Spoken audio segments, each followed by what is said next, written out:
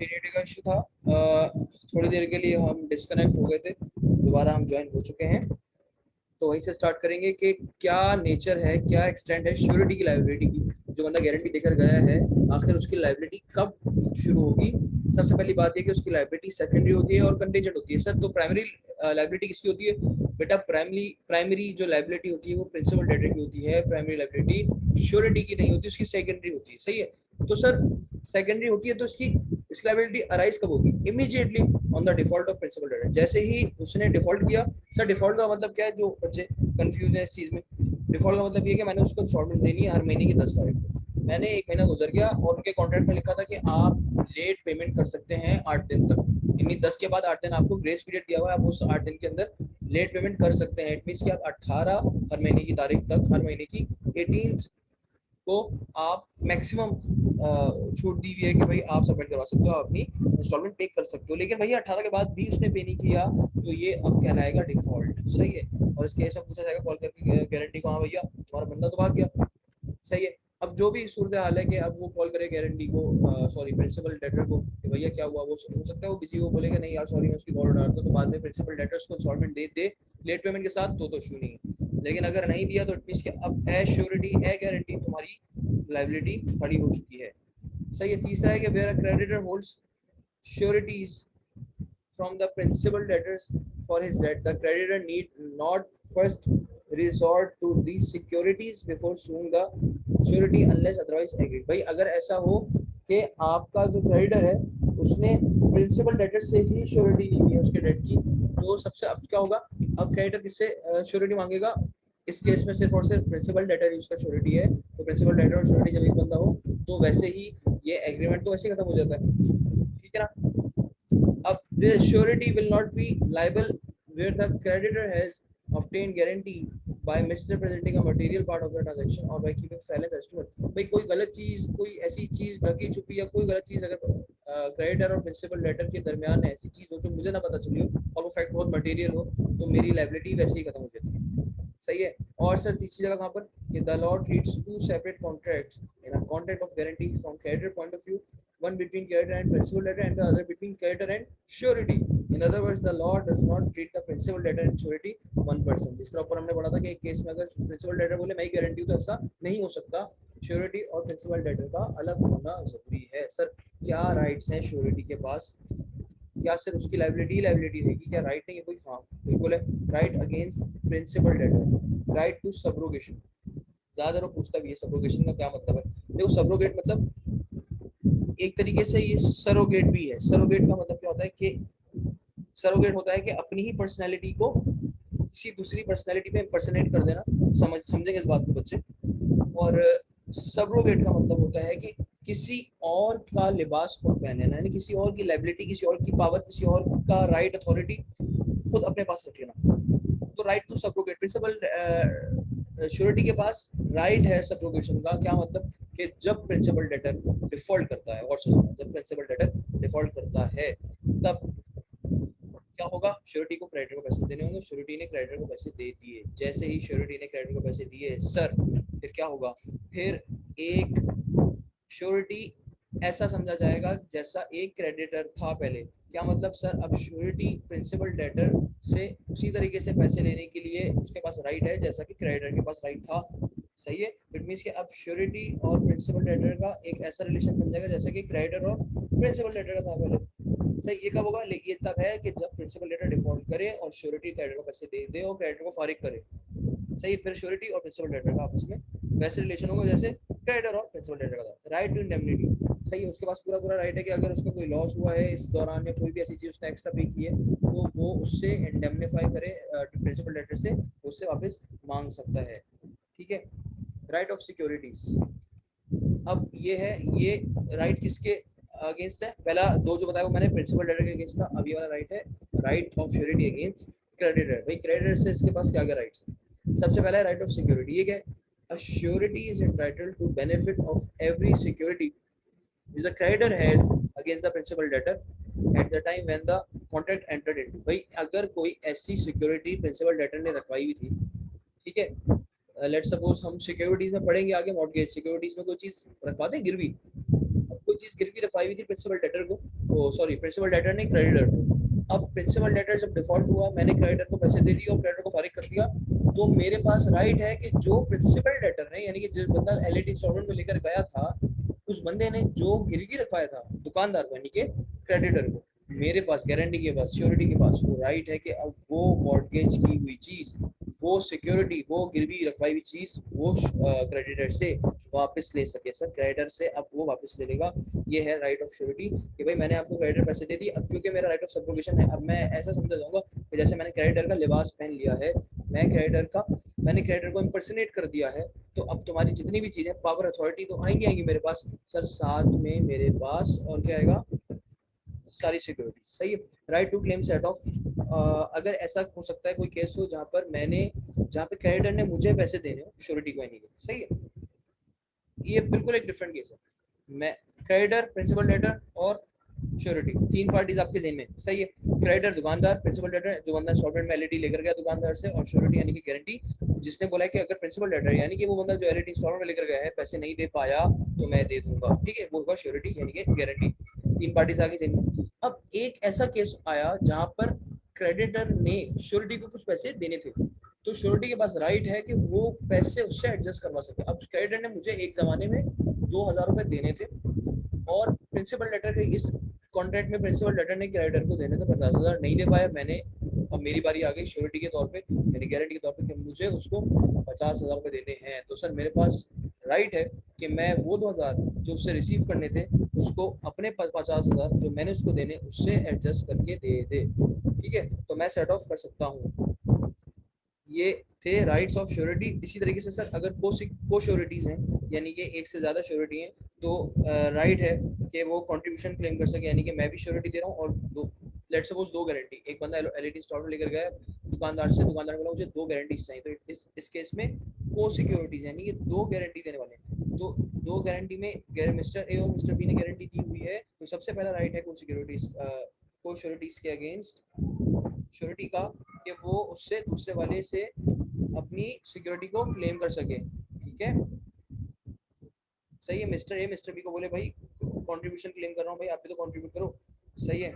और इस तरीके से अगर वो सिक्योरिटी वाले केस की बात की जाए जहाँ क्रेडिटर के पास सिक्योरिटी रखवाई थी प्रिंसिपल डेटर ने, वो अब श्योरिटी की रिसीव करने की बारी आ चुकी है, तो अगर को सिक्योरिटीज हैं तो वो अपने हिस्से के मुताबिक उस सिक्योरिटी को रिसीव कर सकती हैं। सर किन किन तरीकों से श्योरिटी की लायबिलिटी डिस्चार्ज हो जाएगी, हमने पहले भी पढ़ा था कॉन्ट्रैक्ट के अंदर कि मोड्स ऑफ डिस्चार्ज क्या है, उसको ज़हन में रखना। अब मैं पढ़ने जा रहा हूँ तमाम रूल्स को। तमाम रूल्स हैं मेरे पास, कोई 8 रूल्स होंगे इसमें पता चल जाएगा कि श्योरिटी की लायबिलिटी कैसे करते। नोटिस ऑफ रिवोकेशन, भाई किसी भी किस्म का नोटिस आ गया क्रेडिटर की तरफ से कि भाई मैं इस एग्रीमेंट को खत्म करता हूँ, सही है, तब भी इसकी लायबिलिटी डिस्चार्ज हो जाएगी। श्योरिटी मर गया तब भी लायबिलिटी डिस्चार्ज हो जाएगी। जी एग्जैक्टली, याद रखिएगा, आई रिपीट, श्योरिटी की लायबिलिटी डिस्चार्ज हो जाएगी अगर श्योरिटी की डेथ हो जाती है। ये नहीं बोला जाएगा गारंटी आपने दी थी फला बंदे के बाद मर गया आपके घर वाले देंगे, ऐसा नहीं होगा। अगर श्योरिटी की डेथ हो गई तो बात खत्म, उसकी लायबिलिटी डिस्चार्ज। सही, ये राज भी उन्हीं के साथ चला गया, वो वाली कानून। सही। Change in terms of contract, where the change is made in terms of contract by principal debtor and creditor without the surety's consent। भाई श्योरिटी की कंसेंट के, श्योरिटी की कंसेंट नहीं ली और प्रिंसिपल डेटर क्रेडिटर ने टर्म्स ऑफ कॉन्ट्रैक्ट चेंज कर दी पीछे उसकी गैर मौजूदगी में, तो जब ऐसा पता चला श्योरिटी को तो उसकी लायबिलिटी डिस्चार्ज हो जाएगी। सही है। ऐसा केस हुआ, दोनों ने प्रिंसिपल डेटर क्रेडिटर ने बैठ के टर्म्स ऑफ कॉन्ट्रैक्ट चेंज किए, फिर जब at the default of principal debtor creditor आया श्योरिटी के पास, भाई मुझे तुम पैसे दे दो क्योंकि आपका प्रिंसिपल डेटर डिफॉल्ट हो चुका है। श्योरिटी को पता चला कि टर्म्स ऑफ कॉन्ट्रैक्ट चेंज होते हैं, मुझे नहीं बताया गया, वो बोलेगा कि मैं आपको नहीं दूंगा, क्यों, क्योंकि मेरी लायबिलिटी डिस्चार्ज हो चुकी है, ऐसा कानून कहता है। सही है। डिस्चार्ज ऑफ प्रिंसिपल डेटर, भाई क्रेडिटर ने बोला कोरोना के दिन चल रहे हैं मैं आपको डिस्चार्ज करता हूँ, मैंने माफ किया, तब भी श्योरिटी की भी ऑब्वियसली लायबिलिटी डिस्चार्ज हो जाएगी। अरेंजमेंट विदाउट श्योरिटीज कंसेंट, किसी भी किस्म की कोई भी चीज़ हो रही है श्योरिटी के कंसेंट के गैर मौजूदगी में, श्योरिटी कंसेंट के बगैर, तो वैसे वो ऑटोमेटिकली श्योरिटी की लायबिलिटी को डिस्चार्ज कर देगा। ठीक है। क्रेडिटर्स एक्ट, यानी कोई क्रेडिटर ऐसा काम करे जो कि कॉन्ट्रैक्ट के अगेंस्ट हो, तब भी श्योरिटी की लायबिलिटी डिस्चार्ज हो जाएगी। Loss of security, if the creditor losses or without the consent of surety parts with the security given by the principal lender against the debt, the surety is discharged from liability to the extent of the value of security। भाई अगर ऐसा हो कि principal letter ने LED तो ले ली creditor से instalment पे, उसको एक चीज गिरवी रखवा दी, लेकिन वो इंस्टॉलमेंट 50,000 की थी, रखवाई हुई जो गिरवी चीज रखवाई हुई थी वो 30,000 रुपए की थी। अब हमने पहले पढ़ा कि श्योरिटी क्रेडिटर से वो 30,000 की गिरवी वाली चीज ले सकता है अगर वो 50,000 पूरे दे दे। और लेकिन यहाँ वो बोला जा रहा है कि अगर क्रेडिटर ने सिक्योरिटी को बेच दिया, तो सिक्योरिटी को बेच दिया क्रेडिटर ने, तो क्या होगा, सिक्योरिटी जब बिक गई और वो 30,000 की सिक्योरिटी थी, तो जनाब श्योरिटी के पास से राइट है कि अब वो 50,000 में से 30,000 निकाल कर क्रेडिटर को पे करेगा। ठीक है, तो उसकी लायबिलिटी डिस्चार्ज होगी up to the extent of the value of that security which is charged or which has disposed by the creditor। ठीक है sir, invalidation of contract of guarantee, एक कॉन्ट्रैक्ट ऑफ गारंटी कब कब invalid हो सकता है? Surety is also discharge from liability, मतलब contract of guarantee is invalid. भाई अगर कॉन्ट्रैक्ट ऑफ गारंटी बन गया सब हो गया, ठीक है, लेकिन पता चला कि प्रिंसिपल लेटर क्रेडिटर दोनों में से किसी एक ने भी फ्रॉड के थ्रू ये कॉन्ट्रैक्ट किया या कोई भी ऐसी चीज किया जो कि इलीगल थी, ऑब्जेक्ट इलीगल था या किसी भी किस्म का लॉफुल ऑब्जेक्ट था, तो सर क्या होगा, श्योरिटी की लायबिलिटी वैसे ही डिस्चार्ज होगी ऑटोमेटिकली। क्यों? क्योंकि अब कॉन्ट्रैक्ट ऑफ गारंटी इनवैलिडेट हो चुका है। सर ये छोटा सा इंडेमनिटी और गारंटी का कॉन्सेप्ट था, मैंने आपको एक एग्जांपल के साथ पूरी कहानी समझा दी। मुझे उम्मीद है कि आप ये तमाम चीज़ें बासानी समझ गए होंगे।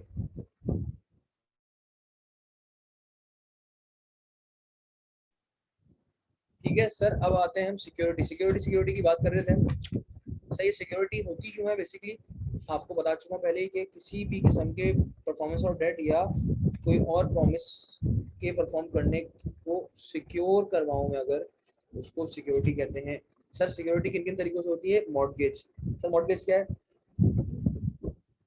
सर मॉर्गेज एक ऐसा ट्रांसफर ऑफ इंटरेस्ट है, कोई ऐसी इमूवेबल प्रॉपर्टी, सर याद रखिएगा, I repeat, any specific immovable property for the purpose of securing the payment of money advance or to be advanced by the way of loan and existing or future debt or the performance of loan। भाई कोई ऐसी immovable property का transfer करना interest को, ठीक है ना, यानी कि इसका क्या मतलब हो सर, मैंने अपनी प्रॉपर्टी के कागजात उठा के सामने वाले बंदे को दे दिए, सामने वाले बंदे ने चाहे मुझे कोई चीज़ एडवांस में दी हो, चाहे मुझे लोन में दी हो, या मुझे कोई फ्यूचर डेट दिया हो, या किसी परफॉर्मेंस के लिए उसने मुझे चीज। सर ऐसा कोई भी काम के अगेंस्ट मैं अगर अपनी प्रॉपर्टी, इमूवेबल प्रॉपर्टी को या उसके इंटरेस्ट को ट्रांसफर करता हूँ अगेंस्ट दैट पर्सन, तो ये कहलाएगा मॉर्गेज।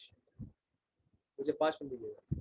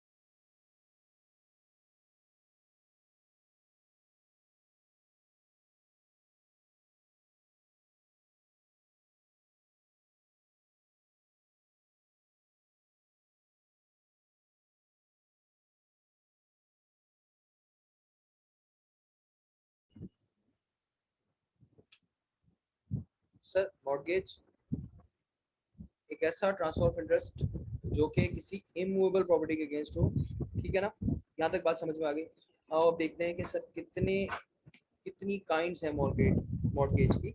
सबसे पहले बात हो रही है सिंपल मॉर्गेज की।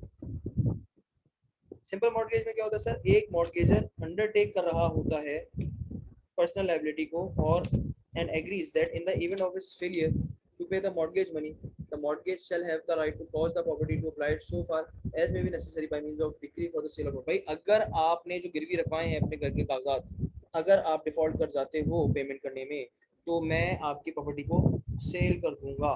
ठीक है, इसे कहते हैं simple mortgage. Mortgagor bye conditional cell, mortgagor bye conditional cell क्या होती है sir? When the mortgage ostensibly sells the mortgage property on condition that in default of payment of the mortgage money on a certain date, the sale shall become obsolete, or on condition that on such payment being made, the sale shall become void, or on condition that on such payment being made by buyer shall transfer the property to the seller. Sir तीन conditions पे automatically ये चीज वाजे हो जाती है, ये चीज एब्सोल्यूट एब्सोल्यूट हो जाती है, यकीनी हो जाती है, सर्टेन हो जाती है कि अब आपकी मॉर्गेज प्रॉपर्टी को सेल करना पड़ेगा। सर सबसे पहला आसान सा रूल है कि डिफॉल्ट ऑफ पेमेंट में, जाहिर सी बात है जब पेमेंट में डिफॉल्ट होगा तो ऑब्वियसली शेयर जो आपकी जो प्रॉपर्टी है वो एक एब्सोल्यूट उसके सर्कमस्टांसेस क्रिएट हो जाएंगे जहां पर वो प्रॉपर्टी को सेल कर सकते हैं।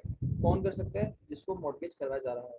दूसरा क्या है? On condition that on such payment being made, कोई ऐसी पेमेंट जिस पे ये तय हुआ हो कि इस पेमेंट के बाद अब सेल शैल बिकम वॉइड, कि अब सेल नहीं हो सकती, अब सेल अगर हुई तो वो वॉइड होगी। और condition that on such payment being made the buyer shall transfer the property, और कोई ऐसी पेमेंट जहां पर बायर अब ट्रांसफर करेगा प्रॉपर्टी सेलर को। ठीक है, अब देखो इसकी क्या एग्जांपल है। देखो एक लोन होता है, अगर 1 लाख का मिसाल दे रहा हूँ, 1 लाख का लोन है और मैंने 1 लाख के लोन के अगेंस्ट मैंने 1 लाख की प्रॉपर्टी मॉर्गेज करवाई हुई है। सर मैं 1 लाख के लोन को सिर्फ 30,000 तक पे कर पाया तो उसका अलग रूल होगा। अगर मैं उसको 60,000 तक पे कर पाया तो उसका अलग होगा, और अगर मैं उसको 80,000 तक का पे कर पाया तो अलग रूल होगा। अब ऑब्वियसली ये तो छोटी अमाउंट लग रही है आपको, आप बोलोगे कि सर 20,000 की तो बात है, लेकिन बेटा जो लोन होते हैं वो अरबों में होते हैं, वो मिलियंस में होते हैं, वो बहुत बड़े बड़े लोन, अरबों में तो खैर बहुत मुश्किल है, लेकिन वो बहुत बड़े बड़े लोन होते हैं, सही मिलियंस में होते हैं, करोड़ों में होते हैं। ठीक है, अच्छा उसके बाद है यूजू फ्रैक्चरी। अच्छा कुछ लोग उसको उजू बोलते हैं, कुछ लोग बोलते हैं यू सफ्रैक्चरी, कुछ जू पता नहीं क्या क्या लोग बोल रहे होते हैं भाई, हम बोलते हैं जू फ्रैक्चरी mortgage.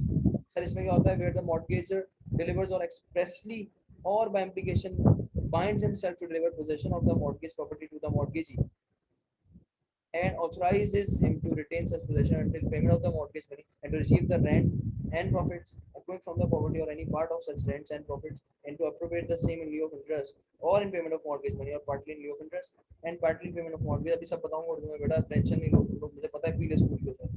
The transaction is called usufructuary mortgage in possession। Registration of this kind of mortgage is necessary if the mortgage money is rupees 100 or more। देखो सिंपल सी बात है कि मतलब उन्होंने सारी तमाम लोन्स को ले लिया ना, तमाम एडवांसेस को अपने एम्बेड में ले लिया, फिर उसने बोला कि ये उन तमाम मॉर्गेज मनी के लिए जो 100 से ज़्यादा हो, रुपीज़ 100 या उससे ज़्यादा हो। ऑब्वियसली कोई 100 रुपए के लोन की वजह से तो लड़ेगा नहीं ना, ठीक है, मॉर्गेज नहीं रखेगा प्रॉपर्टी। तो उसमें सिंपल सी बात हो रही है, ऐसी प्रॉपर्टी जो कि आप रेंट पे दी हुई थी, तो अब आप जिसको मॉर्गेज करवा रहे हो, आप उसको कह रहे हो कि आप उसका रेंट भी रिसीव करोगे, आप उसका प्रॉफिट जो हो रहा है वो भी रिसीव करोगे, आप इसके रेंट और प्रॉफिट दोनों अपने पास रख लेना। ठीक है ना, और ये भी डिसाइड कर सकते हो कि आपने जो उसको लोन के अगेंस्ट पेमेंट देनी है, आप उस रेंट में से उसको काट के दोगे, या आप उसको रेंट में से पार्टली उसको पे करोगे, या प्रॉफिट में से जो हो रहा है। इस तरीके से आप कोई एक अरेंजमेंट बना सकते हैं।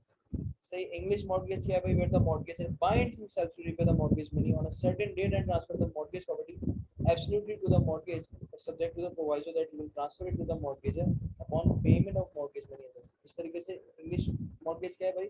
वो यहाँ पर अपने आप को बाइंड कर लेता है एक सर्टेन डेट के लिए कि भाई इस दिन अगर मैं नहीं पे कर पाया तो मैं उसको जो मैंने मॉर्गेज करवाई हुई है प्रॉपर्टी दे दूंगा और वो सेल हो जाएगी एब्सोल्यूट।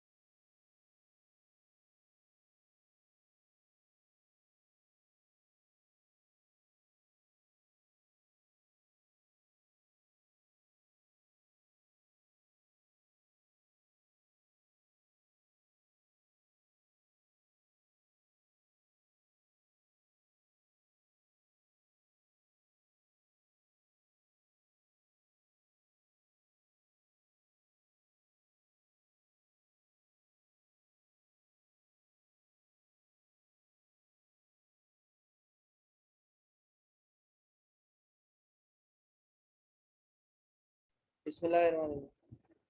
सर वापस आ गए हम लोग। थोड़ी देर के लिए गए थे यार, काम था छोटा सा। ठीक है भैया। अच्छा यार, rights and liabilities of mortgagee and rights and liabilities of mortgagor, थोड़ा सा रह गया, इसको जल्दी से करो। हमारे पास सिर्फ 3 बिजनेस लॉ के अंदर टॉपिक्स रह जाएंगे, उसके बाद इंशाल्लाह इंडस्ट्रियल लॉ स्टार्ट करेंगे। सर बिजनेस लॉ में हमारे पास फिर पार्टनरशिप एक्ट रह जाएगा, नेगोशिएबल एक्ट रह जाएगा और सेल्स ऑफ गुड एक्ट रह जाएगा। सर एक और एक्ट है जिसका नाम है कैरेज ऑफ गुड्स। वो एक्ट एक तो लेस इंपॉर्टेंट है, सही है, बहुत रेयरली आ रहा होता है चीज़ों में, मगर ऐसा नहीं है कि मैं उसको नहीं करवाऊंगा। वो भी हम लोग देख रहे होंगे, बट उसको ज़रा थोड़ा सा आराम से हम पास से पर जब करेंगे, सवालात करेंगे, तब देखेंगे। मुझे ऐसा लगा अगर जरूरत पेश आ रही है बीच में करवाने की तो मैं वहाँ पर भी करवा दूंगा, अदरवाइज अभी तक मेरा जो इरादा है उसको एंड पे करवाने का है। ठीक है सर, क्या राइट्स हैं मॉर्टगेजी के पास और क्या उसकी लाइबिलिटी है? सबसे पहले रेमेडीज फॉर सेल। अच्छा, मॉर्टगेजी सबसे पहले तो समझो है कौन? जिसको आप गिरवी रखवा रहे हो, ठीक है। तो उसके पास रेमेडी बाय सेल, अगर आप डिफॉल्ट करते हो तो सबसे पहले उसका राइट क्या है कि आपकी प्रॉपर्टी को वो बेच देगा, या फिर उसके पास किस चीज का राइट है? To sue for money. या तो आपको सू कर देगा, आप पर केस कर देगा कि भाई मुझे पैसा वापस दो, या फिर वो बोलेगा राइट ऑफ प्राइवेट सेल कि मैं अपनी प्राइवेटली इस चीज को सेल कर रहा हूँ, और हो सकता है कि वो प्राइवेटली सेल करके अपने आप को ही बेच दे, आप कुछ नहीं कह सकते। सही है। इसी तरीके से rights of liability, rights and liabilities of mortgagor है कि वो चाहे तो पार्शियल रिडेम्पशन कर सकता है, यानी कि अगर आधा पे करके उसने उसने मैंने आपको एग्जांपल दी कि सर अगर 1 लाख में से उसने 80,000 रुपए पे कर दिए, तो उसके पास राइट है कि वो 80,000 तक की सिक्योरिटी या जो चीज मॉर्गेज करवाई हुई है, इन्वेस्टमेंट प्रॉपर्टी, इमूवेबल प्रॉपर्टी के जितने भी उसके पास जो जो डॉक्यूमेंट उसने दिए हैं, उसकी जो वैल्यू है, उसको वो उस एक्सटेंट तक के जिस एक्सटेंट तक उसने लोन पे किया है वापस रिसीव कर सकता है। ठीक है सर, ये आपका एक छोटा सा पोर्शन था सिक्योरिटीज का, जो कि नॉर्मली आता भी नहीं है, बट अगर आ जाए तो देखो हमारे पास सब होना चाहिए। मैं इस चीज को इंश्योर कर रहा हूँ कि मेरे पास एक एक चीज की कवरेज हो। ठीक है ना, एट द एंड मेरे पास कोई ये अपनी शक्ल लेकर ना आए कि यार मैं सर आपने ये तो करवाया नहीं, या ये तो छुड़वा दिया था आपने, ये तो बड़ा, मैं एक एक चीज को कवर करते हुए जा रहा हूँ। मुझे कोई ये नहीं कहता कि आपने ये चीज छुड़वा दी या वो चीज छुड़वा दी। Sir partnership, sales of goods act और नेगोशिएबल इंस्ट्रूमेंट मेरा रह चुका है। सर इसको मैं अपनी अगले लेक्चर में मैं चाह रहा हूँ कि इसका एक सेपरेट तीनों का लेक्चर अलग अलग ही बनाऊँ, क्योंकि थोड़े से ये समझने वाले लेंदी, और तीनों को मैं इसलिए चाह रहा हूँ कि तीनों की एक सेपरेट वीडियो बनाओ, सेपरेट लेक्चर रिकॉर्ड करके उसको आपको दे दूं, ताकि आपको भी पता चल जाए कि ये मेरे पास इस चैप्टर का है लेक्चर या इस चैप्टर का लेक्चर है। ठीक है, तो फिर मैंने आपको इंडेमनिटी और गारंटी और श्योरिटी करवा दिया। इस लेक्चर की वीडियो में ये 2 चैप्टर्स थे, टॉपिक्स थे। अगले टॉपिक जो अगली लेक्चर की वीडियो होगी वो पार्टनरशिप एक्ट के बारे में होगी। ठीक है, तो नेक्स्ट लेक्चर में आपसे मुलाकात होगी। होपफुली आप लोग चीज़ों की प्रैक्टिस साथ साथ करें, ताकि ना मेरा और ना आपका टाइम ज़ाया हो।